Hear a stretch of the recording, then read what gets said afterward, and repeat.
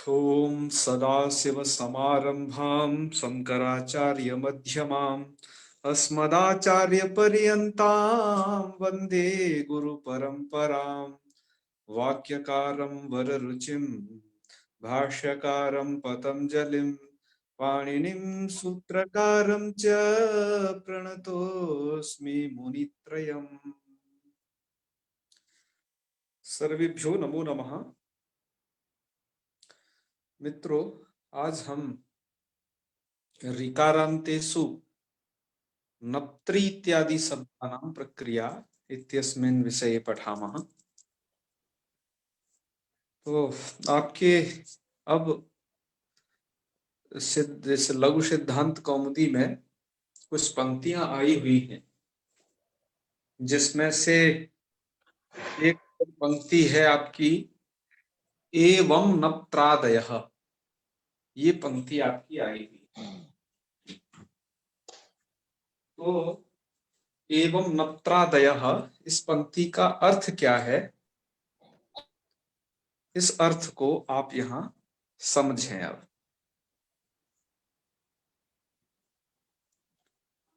तो एवं का मतलब है कि धात्रीवत, नप्त्रादय अर्थात नप्त्री आदि शब्दों के रूप चलेंगे। तो ये किसकी तरह चलेंगे? धात्री शब्द की तरह चलेंगे। ठीक है जी। अब जिसमें से नप्त्री आदि हैं कौन, तो उनको यहां पर लिख दिया गया है कि नप्त्री, निष्त्री, त्वष्ट्री, छत्री, होत्री, पोत्री, प्रशास्त्री पर्यंत शब्दाः संति। अर्थात नप्त्रादय में कौन कौन शब्द हैं? इतने शब्द हैं। तो नप्त्रादयः इत्युक्ते कहने का भाव यह है कि रूपाणि भवन्ति इति भावः, अर्थात धात्री शब्द की तरह ही नप्त्री आदि के रूप होते हैं, ये कहने का भाव है।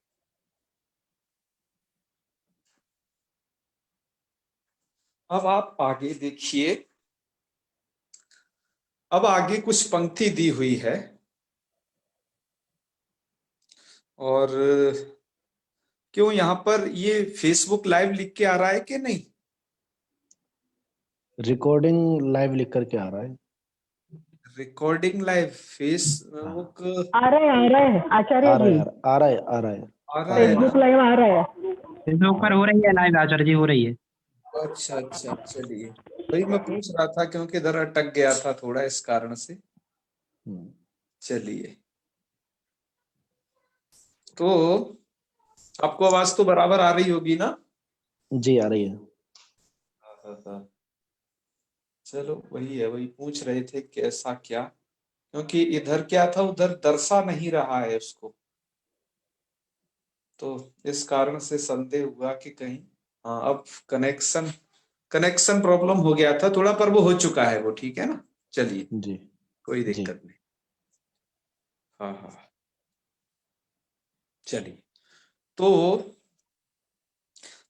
आज आपको एक बहुत विशेष चीज पढ़नी है।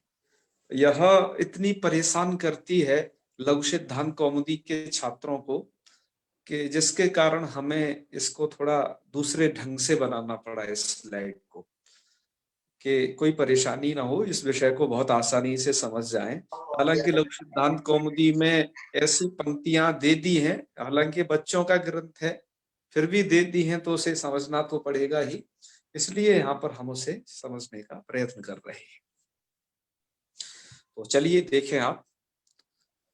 अब यहाँ पर एवं ये वाली पंक्ति आप समझ गए होंगे बहुत अच्छे से कि एवं नप्त्रादय, इसका भाव आप समझ गए होंगे। अब इससे आगे देखिए, तो नप्त्री आदि के रूप धात्री की तरह चलेंगे, ये इसका कहने का भाव है। तो चलिए, अब प्रश्न होता है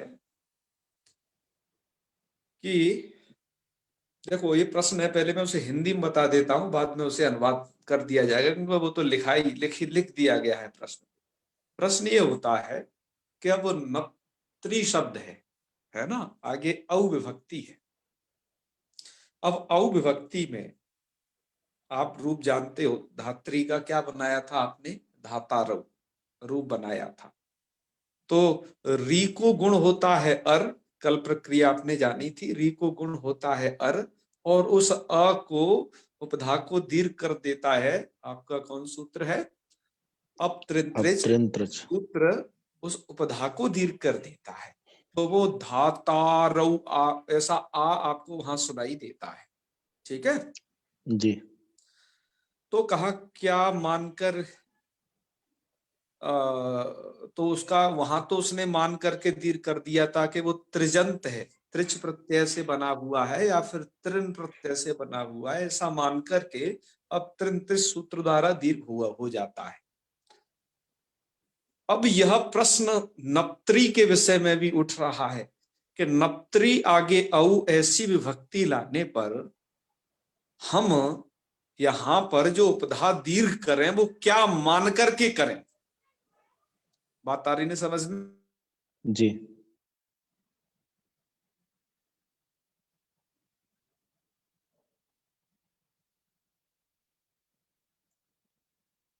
आपकी आवाज नहीं आ रही है। क्या मान करके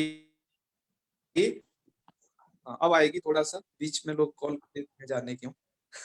जी जी जी। तो जी। यहाँ पर देखो अब ये क्या मान करके दीर्घ कर रहे हैं, क्योंकि एक तो नप्त्री शब्द में क्या मान के दीर्घ कर रहे हैं, ये प्रश्न है कि एक तो नप्त्री शब्द यहाँ पढ़ा गया है, एक जी। ये रहा, तो ये मान करके दीर्घ करें, या फिर त्रिन अथवा त्रिच प्रत्यय से नप्त्री शब्द को बना लेते हैं तो वो मान करके हम दीर्घ करें। जी। है ना? जी। तो मतलब त्रिन और त्रिच भी सूत्र में रख दिया और साथ में कुछ ऐसा रूप भी दे दिए हैं, ये भी त्रिन या त्रिच प्रत्यय से ये रूप बन जाएगा, नप्त्री इत्यादि जो रूप है वो ऐसे बन सकते हैं। जी। तो क्या मान करके दीर्घ करें? ठीक है ना? जी। जी। तो इसमें जब फंस गया व्यक्ति तो उसे प्रश्न होगा कि जब त्रिन और त्रिच सूत्र में रख ही दिया गया तो नप्त्री, नेष्ट्री, त्वष्ट्री, छत्री, होत्री, पोत्री और प्रशास्त्री तक इन शब्दों को रखने की क्या जरूरत है, क्योंकि ये भी त्रिन या त्रिच प्रत्यय करके बनाए जा सकते हैं। तो जी। सूत्र का स्वरूप आपको छोटा रखना चाहिए, ये प्रश्न है। जी। तो वही प्रश्न को ऊपर किया जा रहा है यहाँ पर कि नप्त्री आदि नाम सप्त शब्दा नाम, नप्त्री आदि जो 7 शब्द है नप्त्री नेष्ट्री से लेकर के जो अंडरलाइन कर दिए गए, जी। वो त्रिन त्रिजंतत्वादेव अप त्रिन इति सूत्रेण उपधा दीर्घ सिद्ध, या तो उनको त्रिन त्रिन प्रत्यांत मान करके या फिर उनको त्रिच प्रत्यांत मान करके उपधा दीर्घ सिद्ध है। जी। तो किम एसाम, उपधा दीर्घ मतलब त्रिन त्रिच सूत्र उपधा को दीर्घ करता है। ठीक है, तो जी। किम एसाम पृथक गृहिणीन, तो किम एशाम, एसाम का मतलब है नप्त्रादि सप्त शब्दा नाम पृथक ग्रहणेन, तो इनको पृथक क्यों ग्रहण किया गया, जबकि आप सूत्र तो इतना ही बना देते, अप त्रिन त्रिच और स्वश्री, बस। अब आपको नप्त्री नेष्ट्री में दीर्घ करना है तो उसको त्रिनंत अथवा त्रिजंत मान करके बहुत आसानी से दीर्घ कर लिया जाता, क्या वो त्रिन प्रत्यय से बना हुआ है या त्रिच प्रत्यय से बना हुआ है। त्रि जो आपको दिख रहा है ना, उसी का है ये त्रि, त्रि सब में जो दिख रहा है, नप्त्री, जी। निष्त्री, छत्री, अत्री, ये सब जगह उसी जी। त्रिन अथवा त्रिच प्रत्यय का वो त्रि है, तो वही मान करके सब जगह दीर्घ किया जाएगा। तो इन 7 शब्दों का ग्रहण क्यों करते हैं आप यहाँ पर अलग से अपत्रिंत्रिच सूत्र में? तो ये प्रश्न कहाँ के लिए है? अपत्रिंत्रिच सूत्र के लिए ये प्रश्न है, जो कि आप पुरुषटु शब्द में पढ़ाए।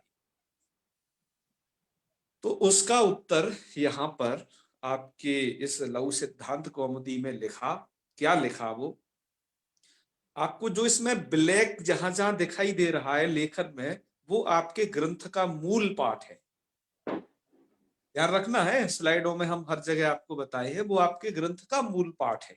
और जहां पर आपको ये और कलर दिखाई दे रहे हैं वो उसके व्याख्यान, उसके सहयोग के लिए, कि जहां मूल को लगाने में सहयोग हो थोड़ा, इसलिए थोड़ा उसकी व्याख्या कर दी गई है। कहीं कुछ कम था उसे जोड़ दिया गया है, बस इतना ही इसमें किया गया है। ठीक है, तो उसके जी लिए आपके ग्रंथकार ने उत्तर क्या दिया? ग्रंथकार ने उत्तर सिर्फ इतना दिया कि नप्त्रादि ग्रहणम व्युत्पत्ति पक्षे नियमार्थम, इतना आपके ग्रंथ में लिखा है बस इसका उत्तर। तो क्या है ये चक्कर?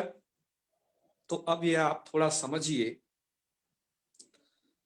अब यहां पर उत्तर दिया जा रहा है, नप्त्रादि ग्रहणम से पहले कुछ इसका उत्तर जोड़ लेना होगा आपको। क्या जोड़ना है वो हमने यहां जोड़ रखा है कि अप त्रिन त्रिच स्वश्री नप्त्री नेष्ट्री त्वष्टी छत्री होत्री पोत्री प्रशास्त्री नाम इति सूत्रे नप्त्रादि ग्रहणम, मतलब इस सूत्र में नप्त्रादि ग्रहण। ठीक है, जी इस सूत्र में जो नप्त्रादि ग्रहण है वो व्युत्पत्ति पक्षे, व्युत्पत्ति पक्षे का जोड़ना क्या है? उणादि नाम व्युत्पत्ति पक्षे, अर्थात व्युत्पत्ति पक्ष स्वीकारी। उणादियों में जब व्युत्पत्ति पक्ष स्वीकार किया जाता है तो नियमार्थम भवति, तो नियमार्थम अर्थात वो नियम के लिए होता है। किनका जी ग्रहण नियम के लिए होता है? इन 7 शब्दों का ग्रहण नियम के लिए होता है। जी तो वो नियम बनेगा क्या? ठीक है, वो नियम बनेगा क्या?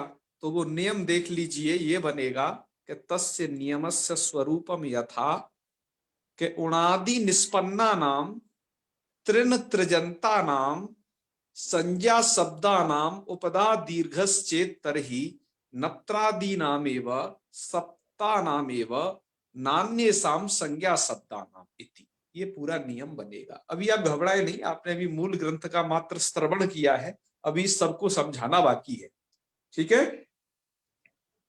जी आपकी समझ में एक प्रश्न तो आ गया होगा जो कि ऊपर किया गया है।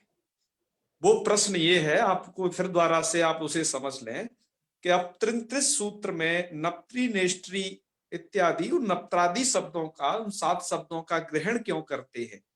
क्यों कि उन शब्दों में जब आपको उपधा दीर्घ करना है तो उनको त्रिनंत या त्रिजंत मान करके ही उपधा दीर्घ किया जा सकता है। तो उसका जो उत्तर दिया उसमें कुछ शब्द आए। उसमें क्या शब्द आए? एक शब्द आया व्युत्पत्ति पक्षे। ठीक है, ये जी व्युत्पत्ति पक्षे शब्द आया। इस शब्द को क्लियर करने के लिए आप जो अपने राइट साइड में देख रहे हो, एक ये बनाया हुआ है, तो इसको समझते हैं कि क्या होता है व्युत्पत्ति पक्ष। ठीक है, जी तो व्याकरण में 2 पक्ष होते हैं, एक है व्युत्पत्ति पक्ष और एक होता है अव्युत्पत्ति पक्ष। व्युत्पत्ति पक्ष को ही दूसरे शब्दों जी में हम यौगिक कहते हैं और अव्युत्पत्ति पक्ष को हम दूसरे शब्दों में रूढ़ भी कह सकते हैं। ठीक है, व्युत्पत्ति पक्ष होता क्या है? जी तो वो बताया कि प्रकृति प्रत्यय विभाग, प्रकृति और प्रत्यय का विभाग, अर्थात किसी शब्द में हम अलग अलग पहचान, हमारी ऐसी समझ, अर्थात हम किसी शब्द में प्रकृति प्रत्यय को अलग अलग समझें कि यह इसकी प्रकृति है और इस शब्द में ये प्रत्यय हो रखा है। तो ऐसा प्रकृति प्रत्यय विभाग और साथ साथ में उनके अर्थ का विभाग कि प्रकृति का अर्थ ये है और प्रत्यय का अर्थ इतना है और दोनों का जुड़ करके ये होगा। तो ऐसा जिस पक्ष में समझा जाता है वो कहलाता है आपका व्युत्पत्ति पक्ष। जी ठीक है, जी और और अब व्युत्पत्ति पक्ष समझ लीजिए, उदाहरण आपको थोड़ी देर में और प्रस्तुत कर देते हैं। ये क्या होता है अव्युत्पत्ति पक्ष?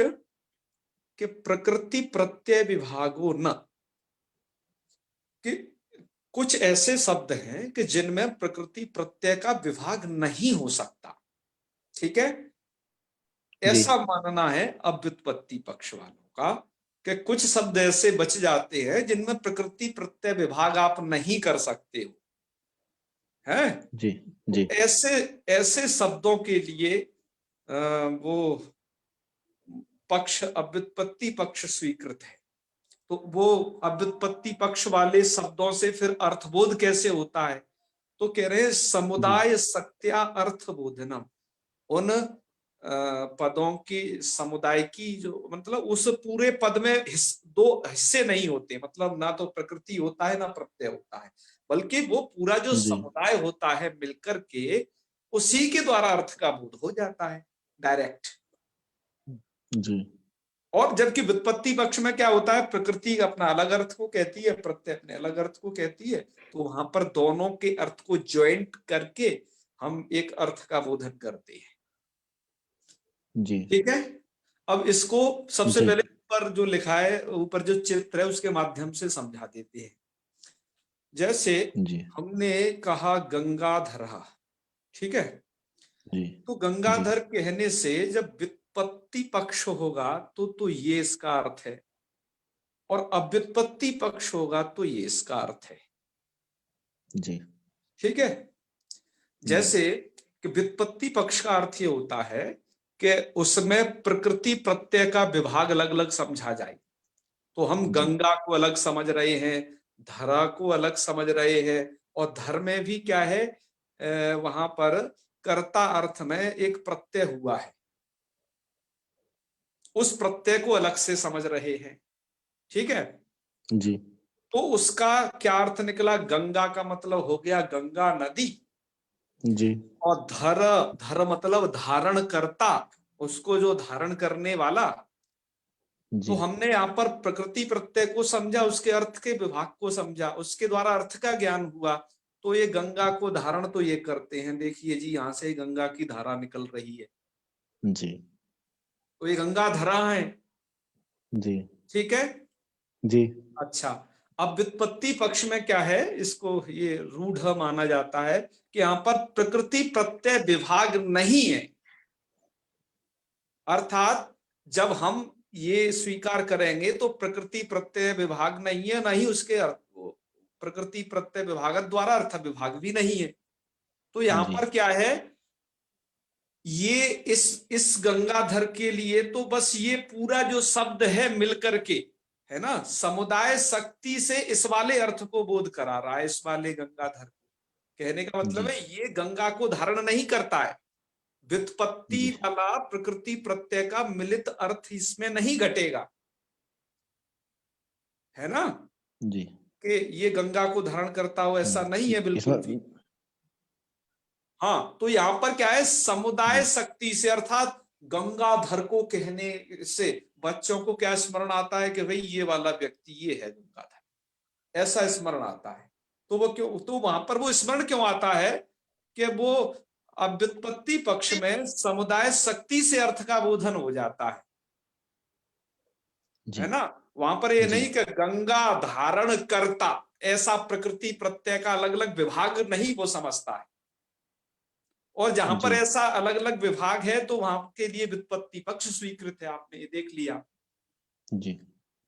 तो ये दो पक्ष व्याकरण में ग्रहण किए जाते हैं। हालांकि इनकी व्याख्या भीमसेन शास्त्री इत्यादि व्याख्याकारों ने वहां की थी अर्थवत धातु प्रत्यय प्रातिपदिकम पर, लेकिन वहां पर हमने वो व्याख्या नहीं की क्योंकि वहां वो शब्द वैसे नहीं आए थे, थोड़ी बहुत करके छोड़ दी थी। अब चूंकि यहाँ पर व्युत्पत्ति पक्षे नाम का ये शब्द जो आ गया, इस कारण से हमने थोड़ा इनको व्याख्यायित किया। तो आपको इतना तो समझ में आ गया होगा क्या व्युत्पत्ति पक्ष होता है, क्या व्युत्पत्ति पक्ष होता है। अच्छा, पाणिनि जी का क्या मत है।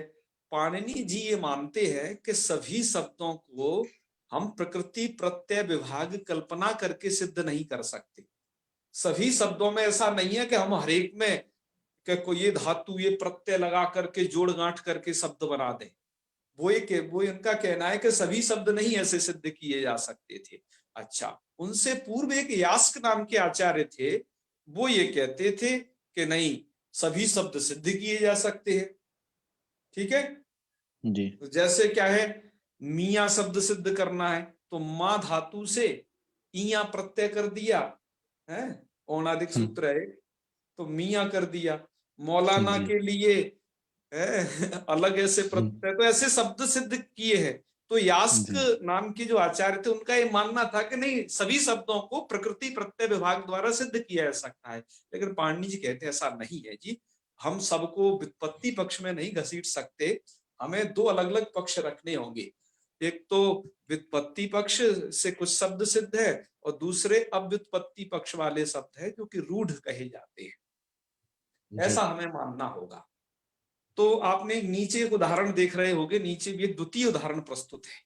वो उदाहरण ये है कि यदि राम शब्द को कोई वो मानता है कि यह व्युत्पत्ति से लब्ध मानता है, तो राम शब्द दो तरीके से बन सकता है। यदि उसमें व्युत्पत्ति पक्ष है तो उसके हरेक, जैसे राम में क्या है, रम धातु है, ये घय जो दिख रहा है ना, ये घय उसमें प्रत्यय है, तो रम का अर्थ हो गया रमन्ते, योगिनः को बीच में जोड़ लेना, और घय प्रत्यय का अर्थ होता है अधिकरण, इसलिए हमने वो लिख दिया है अस्मिन। तो रमन्ते योगिनो अस्मिन, जिसमें योगी लोग रमण करें वह राम होता है जी। ठीक है। अब किसी ने क्या किया कि अपने बालक का नाम रख दिया, अब उस बालक में तो योगी लोग रमण नहीं करेंगे, हैं जी। तो इस कारण से यदि अपने बालक का कोई नाम यदि राम रखता है तो फिर वहां पर तो राम शब्द वहां पर प्रकृति प्रत्यय के दोनों के द्वारा अर्थ का बोधन नहीं है, बल्कि वहां पर राम इस समुदित के द्वारा ही अर्थ का बोधन है। तो इस पूरे के द्वारा क्या अर्थ का बोधन होगा, अर्थ का ज्ञान होगा, दशरथ का पुत्र, दशरथस्य पुत्र है, ऐसा दशरथ का पुत्र जी, या फिर अपने किसी का पुत्र लोक में, ठीक है जी। तो ये व्युत्पत्ति पक्ष और अव्युत्पत्ति पक्ष, ये दो पक्ष आपने समझ लिए। अच्छा, अब आपको यह जो व्युत्पत्ति पक्ष यहाँ पर बताया जा रहा है, उससे पहले एक चीज और समझ लेना आवश्यक है, वो आप समझिएगा पहले, तब आप और इसे समझोगे।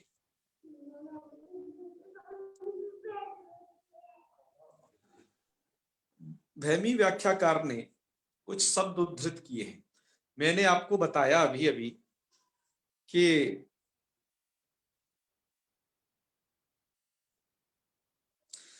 कुछ सभी शब्दों को देखो, व्युत्पत्ति पक्ष वाले होते हैं वो तो कहते हैं कि नहीं, सभी शब्द प्रकृति प्रत्यय जोड़ जाड़ के सिद्ध कर लो, ठीक है नहीं। लेकिन पाणिनि जी ऐसा नहीं मानते, उन्होंने कहा जी व्युत्पत्ति अलग है और अव्युत्पत्ति पक्ष अलग है। अच्छा, अब आपके जो ये शब्द है, कौन से नप्त्री नेष्ट्री जो शब्द पढ़े गए हैं, वहां पर ध्यान रखना, वो नप्त्री नेष्ट्री जो शब्द पढ़े गए हैं वो आपके पाणिनि जी के द्वारा सिद्ध नहीं किए गए हैं, ठीक है। उनके लिए, उनको क्या है, उणादि सूत्रों द्वारा सिद्ध किया गया है। उन शब्दों, जो आपने वो 7 शब्दों के बारे में पढ़ा था ना, उनको उणादि शब्दों, उणादि सूत्रों के द्वारा सिद्ध किया गया है। और ये माना जाता है कि उणादि जो कृति है वो शाकटायन मुनि की कृति है जी, ठीक है। तो क्या है आपके इसमें, आप नीचे देख रहे होंगे एक नप्त्री शब्द 11वें नंबर पर सिद्ध किया है, ठीक है जी, और शास्त्री ये वाला किया है। तो ऐसे करके कुल उन्होंने गणना की है, 20 शब्द सिद्ध किए हैं, है ना। प्रायः 20 शब्द लिख रहे हैं ना, ऐसे 20 शब्द सिद्ध किए हैं किन्होंने, उणादि में शाकटायन नाम के मुनि ने। उणादि ये कोई प्रकरण है क्या भैया? हाँ, एक उणादि प्रकरण है, लघु सिद्धांत कौमुदी में आपको आ जाएगा ये जी जी जी। तो ऐसा माना जाता है कि वह जो उणादि है वो पाणिनि जी की कृति नहीं है जी। ये हाँ, इसमें विवाद भी चलता आ रहा है, कुछ लोग मानते हैं कि नहीं ये पाणिनि जी की कृति है, लेकिन नागेश इत्यादि आचार्यों ने और बालमन्माकार वासुदेव जी ने सबने सिद्ध किया है कि नहीं, ये उणादि पाणिनि की कृति नहीं, बल्कि ये शाकटायन मुनि की कृति है। अनेकों प्रमाण द्वारा उणादो बहुलम की व्याख्या में देख सकते हैं। तो अब यहाँ पर क्या है कि आप जो यहाँ पर इन शब्दों की सिद्धि देख रहे हो है, जी तो इसमें नप्त्री, नेष्ट्री इत्यादि, ये मैंने बताया कि वो जो शब्द है प्रशास्त्री वाले, वो सब देखो प्रशास्त्री यहाँ सिद्ध किया गया है, जो प्रशास्त्री नाम आपको उसमें लास्ट में मिलता है उसी सूत्र में। तो ये शब्द इधर सिद्ध किए गए हैं, आपने ये वाली स्लाइड देखा ही ली। तो अब क्या है, अब इतनी जानकारी आपको हो गई, तो अब आपको इसमें समझना ये है, उसी स्लाइड पर देखो वापस आते हैं, अब फिर एक बार समझने का प्रयत्न करते हैं इतनी जानकारी के बाद।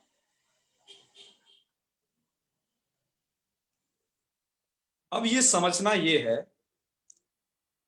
कि हम व्युत्पत्ति पक्ष यदि स्वीकार करते हैं, सुन लीजिए, हम इस सूत्र जी का चिंतन जब कर रहे हैं, ये अपत्रित जो सूत्र है ना, ये जी इस सूत्र को जब हम चिंतन कर, यह जो बात कब चिंतन करके लिखी गई है कि जब व्युत्पत्ति पक्ष है,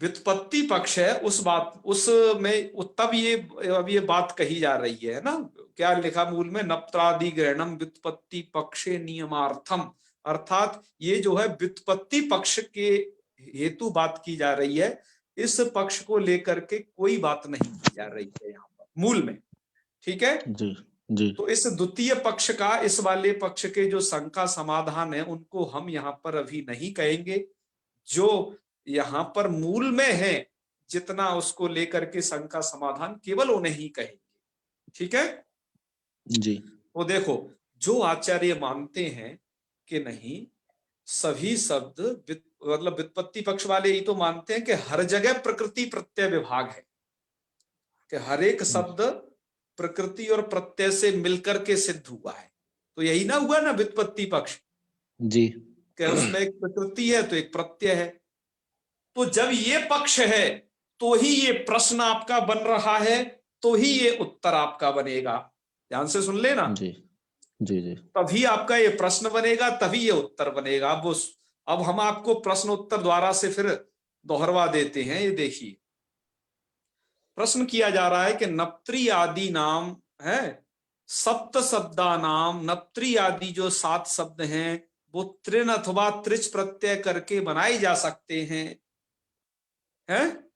नप्त्री आदि जी जो 7 शब्द त्रिन अथवा त्रिच प्रत्यय करके बनाए जा सकते हैं, तो बताइए प्रकृति प्रत्यय विभाग यहाँ पर बोल दिया कि नहीं प्रश्न में ही जी जी बता दिया ना, तो बनाए जा सकते जी हैं। जी तो अप त्रिन त्रिच इस सूत्र में उपधा दीर्घ इतना उपधा ही करने से सिद्ध है, उपधा दीर्घ सिद्ध है, कितना कहने से कि अप त्रिन त्रिच और स्वश्री, इतना मात्र जो अंडरलाइन से पहले पहले है, जी इतना ही सूत्र बना लीजिए, अप त्रिन त्रिच और स्वश्री, इतना सूत्र बनाने से ही क्या हो जाएगा, नप्त्री, नेष्ट्री, त्वष्टि, छत्री, ये सब कैसे सिद्ध हो जाएंगे, क्योंकि अभी आपने उणादि प्रकरण में हमने दिखाया कि ये सभी शब्द त्रिन अथवा त्रिच प्रत्यय करके उधर बनाए हैं, जी वहां तो बहुत सारे बनाए हैं, 20 शब्द बनाए थे, लेकिन उनमें से छांट के 7 शब्द इस सूत्र में पढ़े। तो अब क्या होगा, अप त्रिन त्रिच स्वश्री इतना कहने से ही नप्त्री, नेष्ट्री, त्वष्टि, छत्री, ये जो 7 शब्द हैं इनमें उपधा दीर्घ सिद्ध है, तो किम एसाम पृथक ग्रहणेन, तो इनका पृथक ग्रहण सूत्र में क्यों कर रहे हैं, ये प्रश्न हुआ। तो उत्तर दिया जा रहा है कि एसाम ग्रहणम अर्थात नप्त्रादि नाम, सुन लीजिए, नप्त्रादि नाम नप्त्रादि वो नप्त्रादि ग्रहणम, कुत्र ग्रहणम के उणादि नाम, अर्थात उणादियों में नप्त्रादियों का जो ग्रहण है वो व्युत्पत्ति पक्ष स्वीकार करने से नियम के लिए हो जाएगा, अर्थात वो नियम करेगा फिर जी क्योंकि जब कोई सिद्ध है, कोई चीज सिद्ध होने पर भी उसका आरंभ यदि किया जा रहा है उपधा को दीर्घ यहाँ पर, तो त्रिन अथवा त्रिच कहने से सिद्ध है, तो नप्त्री, नेष्ट्री, इन 7 शब्दों का जो फिर से ग्रहण किया जा रहा है तो ये नियम करेगा। ये नियम क्या करेगा, वो नियम ये करेगा, नियमस्य स्वरूपम यथा के उणादि निष्पन्ना नाम त्रिनंत त्रिजंता नाम, यदि उणादि से निष्पन्न त्रिन अथवा त्रिजंत कोई शब्द है, उणादि से बना है, क्या वो त्रिन प्रत्यांत है या त्रिच प्रत्यांत है, ऐसा कोई संज्ञा शब्द है, तो उसकी उपधा को दीर्घ हो तो किसको हो? उपधा को दीर्घ, अर्थात अपतृंत सूत्र द्वारा यदि उपधा को दीर्घ हो तो किसको हो? नप्त्रादि सप्त शब्दानाम एवं, नप्त्रादि 7 शब्दों 7 की शब्द उपधा को ही अब जी आपको दीर्घ करना है। हम्म, भले ही सूत्र में तृण त्रिच पढ़े गए हैं, हर एक तृण तृण त्रिच प्रत्यय वाले की उपधा को दीर्घ अब नहीं होगा, बल्कि नप्तात्रियों को जो ये हाँ 7 शब्द आपने यहाँ पर देखे, इन 7 शब्दों में ही दीर्घ होगा। तो जी नप्त्रादीनाम सप्तानाम एवं दीर्घ, उपधा को दीर्घ होगा नान्य साम संज्ञा शब्दानाम, और जो संज्ञा शब्द हैं, जैसे आपने तो वहां 20 पढ़े थे अभी उनादि में, उन जी 20 को दीर्घ नहीं करना है। अब क्या करना है? आपको इन 7 को दीर्घ करना है मात्र। तो इस नियम का फायदा क्या हुआ ये तो बताइए। ये तो हम समझ गए कि इन 7 शब्दों को दीर्घ होगा, ठीक है, जी पर इस नियम का फायदा बताइए कि फायदा क्या होगा इस नियम का। तो अब वो फायदा सुन लीजिए कि तेन, आपकी ग्रंथ की पंक्ति है ये, तेने तेने हन्ना, न तेने हन्ना ये लिखा हुआ है। तो तेन का मतलब है कि उक्त नियम स्वीकारेण, आपने नियम देखा ये कौन सा नियम है? इस नियम के स्वीकार करने से इह मतलब पितृ शब्द, अभी पितृ शब्द की बात की जा रही है आगे। न जी न मतलब अपतृण त्रिच इति सूत्रेण उपधा दीर्घो न भवति। न का मतलब क्या है? इसलिए अपतृण त्रिच सूत्र द्वारा पितृ शब्द की उपधा को दीर्घ नहीं दीर्घ होता नहीं है, होगा क्योंकि पितृ शब्द उणादि में निष्पन्न है, जी तृण त्रिच प्रत्यय द्वारा वो निष्पन्न है वो पितृ शब्द, लेकिन वो इन 7 शब्दों में नहीं आया है, आप ये देख लीजिए। तो इसलिए क्या होगा? इसकी उपधा को दीर्घ नहीं होगा। अभी आपने देखा था ना उन 20 की लिस्ट में पितृ शब्द भी था, जी है ना? जी तो जी तो क्या होगा कि इसकी उपधा को दीर्घ नहीं होगा। उपधा को दीर्घ नहीं होगा तो क्या होगा? धात्री का आप क्या रूप बनाते थे अविभक्ति में? धातारऊ बनाते थे ना, धातारऊ है ना? जी और आगे धातारह बनाते थे उपधा दीर्घ करके। जी अब यहाँ उपधा दीर्घ नहीं होगा तो यहाँ तो पितरऊ पितरह होगा। जी ध्यान रखिए यहाँ पर क्या जी होगा? पितरऊ पितरह पितरऊ पितरह ये रूप बनेंगे। जी उपधा को दीर्घ नहीं करना कि कोई पितारऊ पितारह बनाए। जी तो समझ गए ना? तो जी धाता के तो धाता की टोन अलग है, वहां तो धाता धातारऊ धातारह, लेकिन यहाँ पर पिता पितरऊ पितरह, यहाँ क्यों नहीं उपधा को दीर्घ होता है? जी तो आप इसका उत्तर समझ गए होंगे कि यहाँ उपधा को दीर्घ इसलिए नहीं होता है। देखो कहां से कहां बात जोड़ी है। जी जी प्रश्न है, मतलब ये है कि यहाँ पर उपधा को दीर्घ क्यों नहीं होता, उसके लिए राम कहानी बताई थी तुम्हें कि जी जैसे धाता धातारऊ धातारा होता है, ऐसे पिता पितारऊ पितारह क्यों नहीं हो सकता? किस लिए नहीं हो सकता है कि जो नप्त्री निष्ट्री इत्यादि 7 शब्दों का ग्रहण किया अलग से, बल्कि ये भी जी त्रिनत्वा त्रिच प्रत्यय मान करके इनमें उपधा दीर्घ सिद्ध हो सकता था। तो वो ये नियम करेगा कि उणादि निष्पन्ना नाम तृण त्रिजंता नाम संज्ञा शब्दा नाम, उणादि निष्पन्न जो तृण त्रिजंत जो संज्ञा शब्द हैं वो 20 शब्द हैं लगभग, यदि उनकी उपधा को दीर्घ करना है, उनमें पितृ भी पढ़ा गया है, तो नप्त्रादि 7 को ही करना है, अन्य साम औरों को दीर्घ नहीं करना है। नहीं तो इस सूत्र में इन 7 को पढ़ने की क्या जरूरत थी, यदि सबको ही दीर्घ करना होता है। जी तो 7 का पढ़ना इस सूत्र में नप्त्री नेष्टि इत्यादि 7 शब्दों का पढ़ना व्यर्थ होता। इसलिए यहाँ पर क्या होता है? उपधा को दीर्घ नहीं दीर्घ होगा। नहीं होता है तो जो री को अर्गुण होकर के, है ना, पिता दीर्घ पितरु जी पितरह ये रूप बन जाते हैं। बात जी आई क्या नहीं समझ में? जी जी हाँ, इतनी सारी बात है इसमें। सर्वनाम आपको एक बार और दिखा दें कि सर्वनाम स्थान की प्रक्रिया में थे हाँ हाँ वहीं पर तो आए थे ये। उसमें बस देखो जी पिता जी जी पितृ मातृ ये शब्द भी पढ़े गए हैं, थोड़ा ध्यान से देखिए। जी आप नीचे देख रहे हो ना, इसमें लगभग 20 शब्द जी हैं ये। जैसे जिसमें एक ये 18 नंबर पर मातृ है, 19 नंबर पर पितृ है, फिर दुहित्री है, हैं? तो जी ये भी उणादि से निष्पन्न है, देख रहे हो, उणादि तृण अथवा त्रिश प्रत्यय करके ये बनाए जा सकते हैं। जी ठीक है, जी लेकिन उणादि देखो त्रिनंत अथवा त्रिजंत निपातित हैं, लेकिन फिर भी इनकी उपधा को दीर्घ किस नियम के कारण नहीं होगा, आपको जो अब नियम बता दिया। इसलिए क्या होता है, प्रायः जब आपसे रूप पूछे जाते हैं ना, तो क्या चलाइए रिदंतों के रूप, तो लोग क्या कर देते हैं कि जैसे वो धाता धाता रऊ धाता रहा, और कहीं पर वो माता मातारऊ माता रहा कर देते हैं, वो गलत है। माता मातरऊ मातर है, पिता जी पितरऊ पितर, पितरौ पितरा। यहाँ इनमें उपधा दीर्घ नहीं होगा। तो जब जब उपधा दीर्घ आपको करना हो तो इन्हीं 7 शब्दों में करना। बात आ गई कुछ समझ में? जी बिल्कुल आप समझ गए होंगे कि क्या बात है यहाँ पर। तो अब कुछ आगे की बात कह लें। आपको यदि इसमें कोई संदेह हो तो पूछ सकते हैं और मुझे बताएं कि आपको यदि ये बात समझ में नहीं आई हो। हालांकि बात कुछ पेचीदा है, लेकिन आपको इस वीडियो को एक बार और देख लेना आप, ठीक है ना? जी तो आइए अब पिता, इस अब देखो पितृ शब्द है ना, आपने यहाँ पर धात्री पढ़ लिया था पीछे, यहाँ पर नप्त्री पढ़ लिया एवं नप्त्रादया।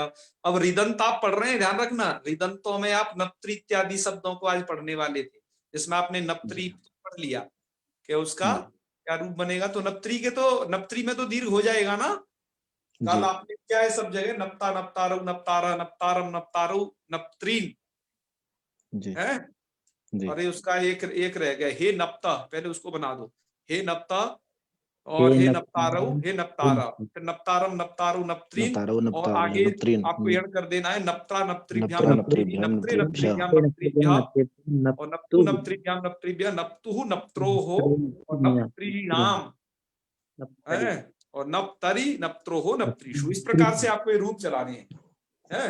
आपने मुझे, काफी लोगों ने मुझे लिख करके भेजे हैं, उनको बहुत बहुत धन्यवाद जिन्होंने हमें ये रूप लिख करके भेजे।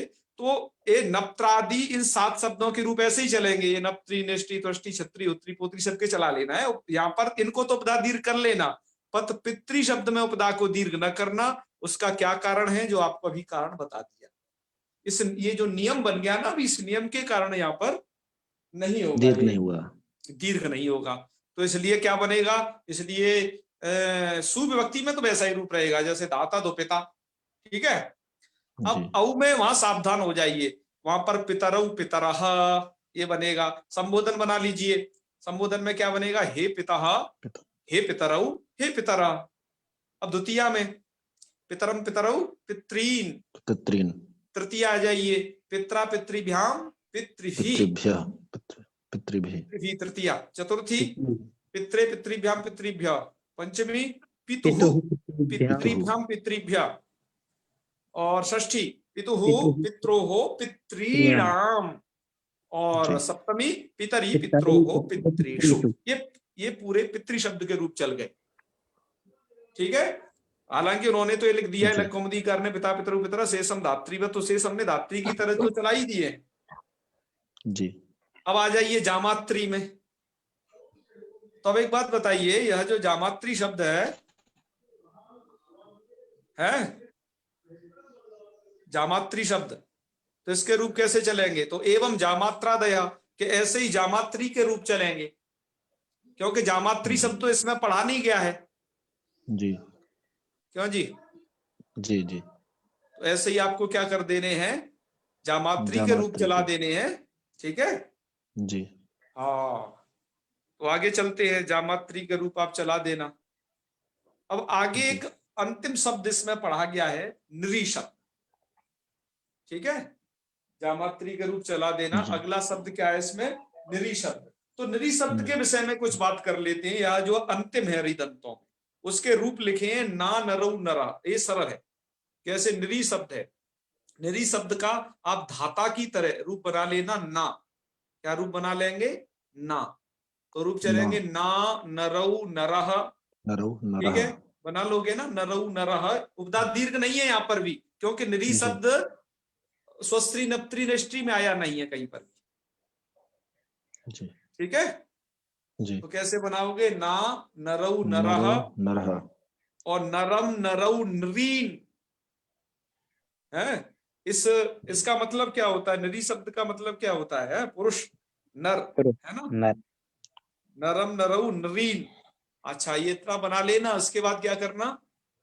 और हाँ, वो तो बनाइए संबोधनम। हे नह, संबोधन में नह, हे, बस हे नह, इतना ही नह। बनेगा, ध्यान रखना। जी संबोधन जी इसका प्रायः पूछा जाता है। तो हे नह, हे नरऊ, हे नर। ठीक है, जी हम इसलिए ऐसा बता रहे हैं कि धात्री शब्द में पूरी गुणा भाग करके पूरी प्रक्रिया से आपको पढ़ा चुके हैं सब चीज।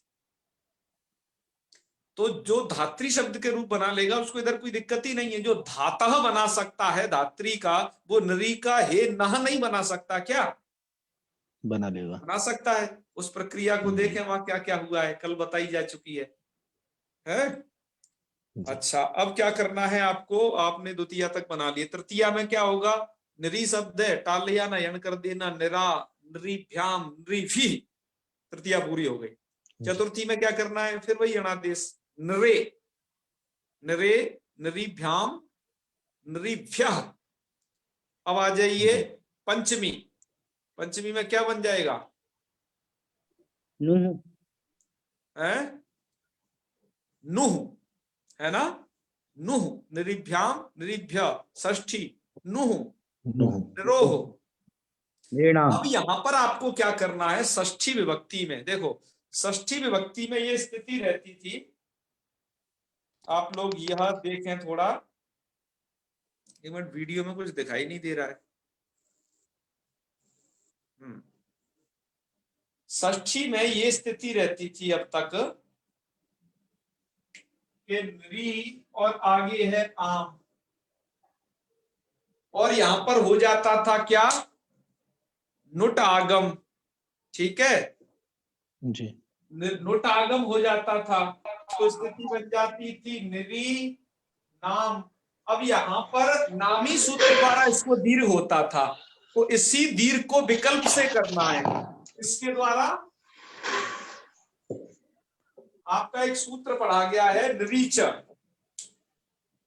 इस नरीच सूत्र द्वारा क्या होता है? उपधा को दीर्घ करना है विकल्प से। तो एक बार आप उपधा को दीर्घ कर दोगे तो नरीणाम पहला रूप, और जब एक बार उपधा को दीर्घ नहीं होगा तो छोटा वाला री लिख देना, नृणाम।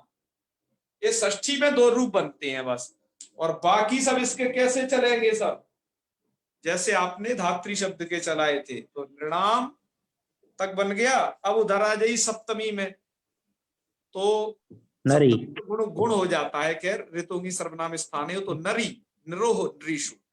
ये रिदंत शब्द समाप्त हो गए। आप क्या करें? अब जो रिदंत हैं, आज हमने जिनके रूप नहीं लिखे हैं, जैसे जामात्री के नहीं लिखे, नरी के रूप आपको लिख करके नहीं यहाँ पर बताए हैं, और नप्त्री इत्यादि शब्दों के, तो आप उनमें से कुछ रूप लिख करके, यदि आप लिख नहीं सकते तो बोल करके कैसे भी हमें रिकॉर्डिंग ग्रुप में भेज देना। आज हम ग्रुप को खोल देंगे, तो ये चीज आपको आज ग्रुप में भेजनी है। या तो आप उसे उच्चारण करके मैं समझ लूंगा कि हाँ इनको ये रूप आ गए हैं, कैसे हैं, या फिर उन्हें आप लिख करके जैसे आपको सुविधा हो वैसे भेज देने। ठीक है जी। तो आज हम अपना पाठ यही तक रखते हैं। ठीक है जी।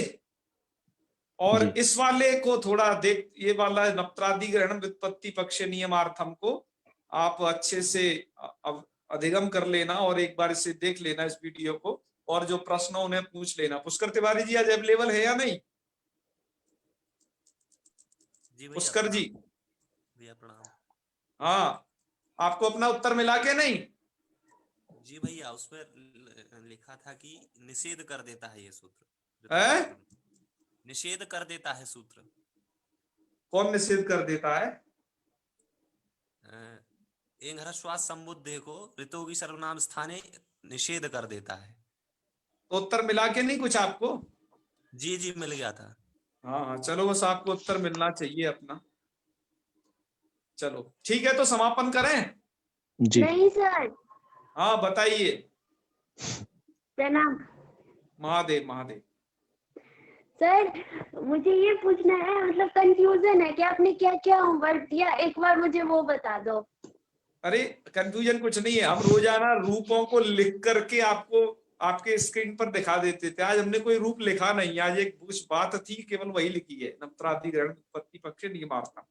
तो आज जो निरी शब्द है और आपने जामात्री शब्द पढ़ा, पितृ शब्द पढ़ा, उनके रूप हमें बोल करके लिख करके जैसे सुविधा हो ग्रुप में भेज देना। ठीक है। ठीक है ना जी। तो बस इतनी सी बात है और कुछ नहीं। चलो तो समापन करते हैं। जी। हाँ, नहीं तो क्या है कि हमारे इधर एक बारात आ रही है बड़ी दूर से, उसका शोरगुल और रिकॉर्ड हो जाएगा है। ओम सर्वे भवन्तु सुखिनः, सर्वे सन्तु निरामयाः, सर्वे भद्राणि पश्यन्तु, मा कश्चित् दुःखभाग् भवेत्। ओम शांतिः शांतिः शांतिः। सर्वेभ्यो नमो नमः। शुभ रात्रि।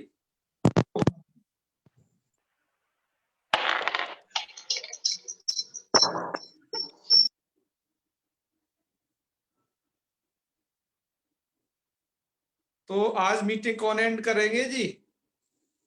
आज होस्ट कौन है? संस्कृत शिक्षा होस्ट है।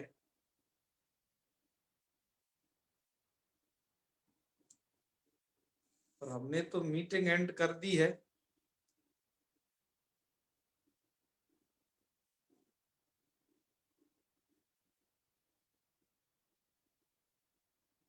आज के होस्ट कौन है जी?